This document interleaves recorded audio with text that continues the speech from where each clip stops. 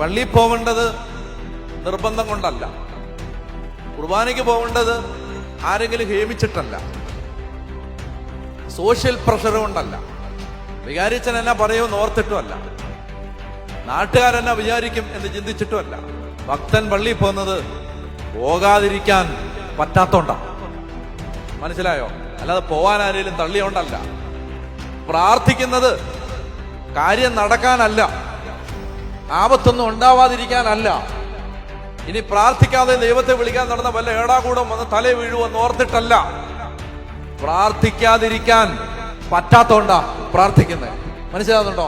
ഇതിന്റെ പേരാണ് പുതിയ നിയമം. ഇത് നിങ്ങളുടെ തീരുമാനത്തിന്റെ ഫലമല്ല, ഇത് നിങ്ങളുടെ ക്യാരക്ടറാണ്, സ്വഭാവമാണ്. നിങ്ങൾ തീരുമാനമെടുത്തല്ല ദൈവത്തെ തേടുന്നത്, മറിച്ച് സ്വഭാവം അങ്ങനായി. ദൈവത്തെ തേടാതിരിക്കാൻ പറ്റത്തില്ല, ദൈവത്തെ കുറിച്ച് ഓർക്കാതിരിക്കാൻ പറ്റത്തില്ല, ബൈബിൾ വായിക്കാതിരിക്കാൻ പറ്റത്തില്ല.